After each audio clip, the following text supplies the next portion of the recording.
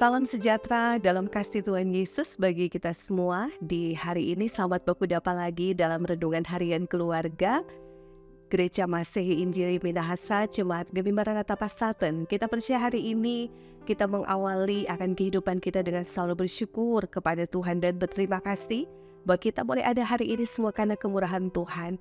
Dan apalah yang bisa kita berikan untuk Tuhan selain persembahkanlah hidup kita untuk terus ada memuliakan Tuhan setiap waktu, saat, dan setiap keadaan apapun. Dan saat ini kita kiranya akan membuka hati kita untuk diperlengkapi dengan firman Tuhan yang akan menolong kita, menuntun kita, dan mengarahkan setiap langkah hidup kita di hari ini supaya kita tetap hidup benar di hadapan Tuhan. Sebelum kita membaca dan merenungkan firman Tuhan, mari kita berdoa.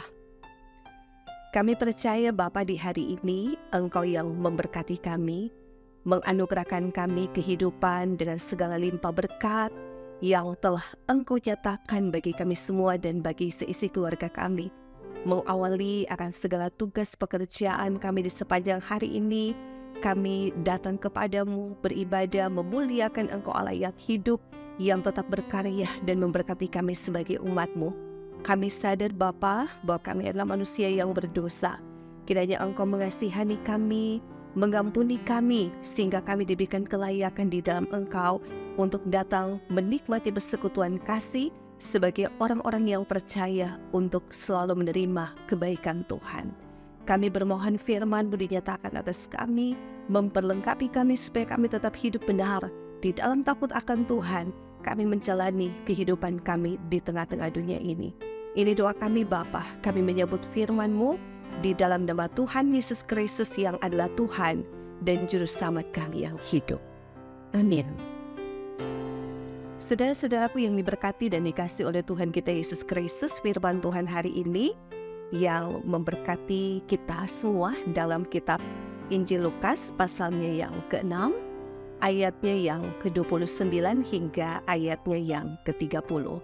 Firman Tuhan berkata demikian, "Barang siapa menampar pipimu yang satu, berikanlah juga kepadanya pipimu yang lain.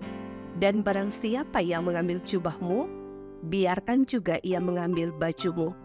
Berilah kepada setiap orang yang meminta kepadamu, dan janganlah meminta kembali kepada orang yang mengambil kepunyaanmu." Demikianlah firman Tuhan, saudara-saudaraku yang diberkati dan dikasih oleh Tuhan kita Yesus Kristus. Dari bagian bacaan kita hari ini mengangkat tema, mengalah bukan berarti kalah. Saudara-saudara yang diberkati Tuhan Yesus, bagian wajah merupakan salah satu bagian yang rentan mengalami cedera apabila terkena tamparan, akan menimbulkan trauma tertentu. Dan saudara, benturan atau tamparan yang cukup keras dapat menyebabkan cedera atau memar pada kulit wajah. Nah, kondisi di atas tentu saja sangat berkaitan dengan kekuatan tamparan yang diterima. Nyeri yang dialami menandakan adanya bagian yang cedera dan akan dirasakan beberapa hari setelah wajah atau pipi kita ditampar. Nah, saudara, beberapa orang di antara kita mungkin pernah mengalami kondisi ini dan betapa sakitnya jika kita mengalaminya. Nah, luka fisik yang diakibatkan oleh tamparan itu mungkin sudah sembuh, namun luka di hati bisa saja tidak sembuh. Nah, dalam kondisi seperti ini adalah lebih mudah mengasihi orang yang mengasihi Anda, yang berjasa dalam hidup, atau seseorang yang begitu menyenangkan hati daripada harus mengasihi orang yang sedang menampar pipi Anda. Dan saudara yang diberkati Tuhan Yesus Kristus, perintah Yesus Kristus dalam bacaan kali ini bisa dikatakan aneh memang. Sebab saat pipi yang satu ditampar, malah kita harus memberikan pipi yang lain. Bukannya menghindar atau membalas, malah kita sepertinya diminta untuk memberikan ruang lebih bagi si musuh untuk memperlakukan kita semaunya. Nah, kita pun diperintahkan untuk memberikan baju kita saat ada yang mengambil jubah kita. Bukankah hal ini sangat aneh dalam ukuran dunia? Nah, bagaimana mungkin kita tidak melawan orang yang menyakiti dan mempermalukan kita? Namun, kesalahan dan kejahatan tidak pernah akan bisa diselesaikan dengan membalas hal yang sama. Mengalah belum tentu kalah, itu yang harus kita ingat. Nah, hal ini bukan persoalan kalah menang, tapi masalah kedewasaan dan penguasaan diri dalam iman. Mengalah bukan karena dipaksa, tetapi dengan penuh sukacita. Nah, dengan demikian kita telah memutuskan lingkaran kebencian dan balas dendam. Melaluinya juga kita tidak akan tumbuh akar pahit dalam hidup yang mengurangi sukacita dan damai sejahtera kita. Yang hendak diajarkan oleh Yesus Kristus kepada kita adalah tentang sikap hati untuk melakukan kasih pada sesama manusia. Apa yang Yesus Kristus katakan dalam firman Tuhan hari ini adalah contoh untuk mengilustrasikan bahwa kasih itu harus berbuah dalam kehidupan kita. Kasih yang kita terima dari Yesus Kristus harus memiliki dampak bagi sesama kita, sekalipun itu orang yang memusuh kita. Dan kita percaya melalui firman Tuhan ini, orang yang betul telah mengasihi Tuhan dengan segenap hatinya, dia juga akan mampu mengasihi musuhnya, bahkan orang yang pernah melukai hatinya. Marilah kita saling mengasihi dan mengampuni, karena Kristus Tuhan kita telah mengasihi dan mengampuni kita lebih dahulu. Tuhan dimuliakan dan firman ini menjadi berkat untuk kita semua. Amin. Mari kita berdoa. Bapa Surgawi, terima kasih di dalam firman-Mu hari ini. Luar biasa Engkau mengajarkan kami tentang hal mengasihi dan mengampuni, sekalipun mungkin hati kami pernah dilukai, hati kami pernah disakiti oleh orang-orang yang melakukan itu bagi kami. Tetapi perintah ini secara khusus disampaikan oleh Yesus bagi kami semua, untuk kami belajar mengendalikan diri kami, belajar untuk menguasai diri kami, sehingga kehidupan kami tidak lagi seperti anak-anak kecil, tetapi kami dewasa dalam bertindak dan mengambil keputusan yang sesuai dengan apa yang dikehendaki oleh-Mu Tuhan. Sekalipun mungkin bagi kami sebagai manusia teramat sulit rasanya untuk mengasihi dan mengampuni orang-orang yang pernah melukai hati kami, tetapi kami percaya Tuhan, siapapun kami yang telah menerima Engkau di dalam diri kami dan telah menyatakan percaya kepada-Mu dengan segenap hati, maka secara leluasa Engkau pakai kami untuk membuktikan kami mengasihi dan mengampuni dengan segenap hati kami. Terima kasih Bapa, biarlah firman-Mu yang Engkau sampaikan bagi kami di hari ini boleh menolong kami, menuntun dan mengarahkan setiap langkah hidup kami. Mungkin ada hubungan suami istri yang hampir retak, mungkin ada hubungan kakak beradik hampir retak, hubungan sesama yang hampir retak dan lain sebagainya. Tetapi kami bermohon Tuhan, ubahkan hati kami, ubahkan kehidupan kami untuk saling mengasihi dan mengampuni satu dengan yang lain, supaya kami menikmati hidup yang penuh dengan damai sejahtera, menikmati hidup dalam sukacita ketika dalam hati kami ini terpatri satu nama, Yesus Kristus yang adalah Tuhan dan Juru Selamat kehidupan kami yang hidup.